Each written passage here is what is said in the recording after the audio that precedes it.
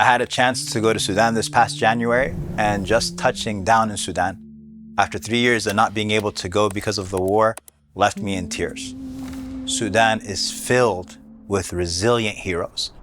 I met Dr. Yasser Jabra, a man who'd be making a salary of $400,000 if he was working in America as an ER doctor, and he gave that up to earn just $200 a month serving patients in Sudan for 3 years, a country facing what the World Health Organization calls the world's worst humanitarian crisis on earth, where a child dies every 3 hours from starvation in a land that is rich with agricultural resources, while preventable diseases like cholera, the measles, malaria, and dengue fever spread across displaced tent-dwelling families, where doctors treat young girls who've gone through unspeakable sexual violence, without anesthesia, without proper tools, under the threat of armed groups. Almost 34 million need humanitarian aid. More than a third of healthcare facilities are non-functional. Over 150,000 are estimated to be dead. April 15th marks 3 years since the war in Sudan began. For 3 years, we didn't return to our homeland.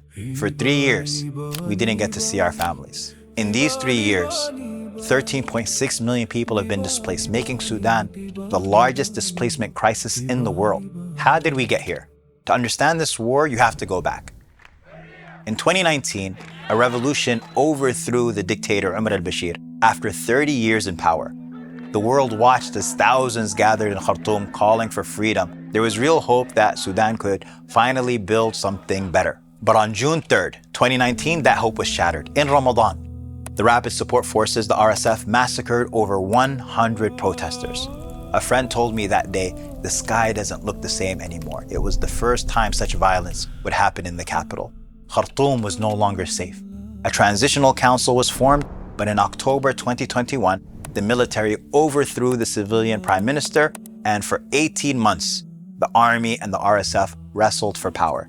The RSF is led by Mohammed Hamdan Dagalo, Hemeti, a man who rose through the Janjaweed militias during the Darfur Genocide of 20 years ago and now controls gold mines worth billions.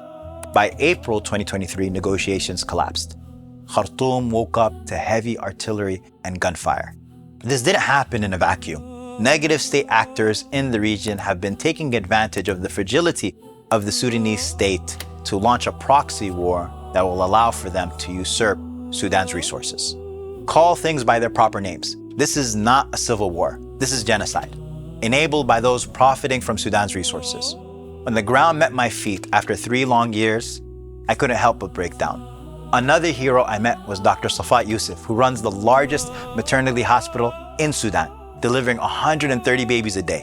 When the RSF shells hospitals, it belies their claim that they're seeking to rule over Sudan, because why would you destroy the infrastructure of the society you're actually trying to govern? She refused to leave and stayed in the care of her patients throughout the occupation. There is incredible resilience and hope in Sudan. We attended the opening of Bahri Hospital. Bahri Hospital was shelled by the RSF. By early 2026, Bahri Hospital had reopened after extensive reconstruction and renovation efforts spearheaded by Muslim-led organizations in the United States. When we did the reopening, the community was incredibly happy. People were saying that now that they have healthcare again, our families will be able to return, our neighborhoods will be able to return. The hospital brings life back to the community. Not only that, people were saying the hospital now looks even better and is more equipped than it was before the war. The Sudanese people are not passive victims. They are people of incredible courage, of sabr, of sacrifice, of zuhd, and belief in Allah. There's a real sense of hope that Sudan can come back stronger and maybe even better than it was before. But they can't do it alone. We can't do it alone. 3 years in, international attention has faded while the crisis deepens. You see it on your feed and keep scrolling, swallowing the guilt, the tents, the rib cages of children, the violence against girls, the fall of Al-Fashir last October when blood could be seen from satellite images in space. So what will you do about it? First, amplify Sudanese voices, share their stories, follow Sudanese journalists reporting from the ground at great personal risk, pressure media outlets to cover this. We force the world to pay attention to Palestine. We can do the same for Sudan. Not the same crisis, but the same tool, attention. Second, support humanitarian organizations delivering food, medicine, and safe passage. Every dollar can be the difference between life and death. Giving your wealth will only increase your risk. Third, demand political accountability. Contact your representatives and demand sanctions on those arming the RSF. Call out US complicity. Fourth, use your economic weight. Where you spend is where you stand. Refuse to finance systems that sustain this violence.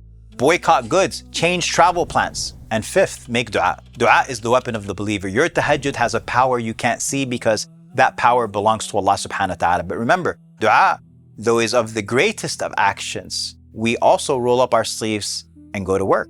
3 years of war, the world's worst humanitarian crisis, but also 3 years of unbreakable resilience from the Sudanese people. So don't forget about Sudan. Don't let the world forget about Sudan.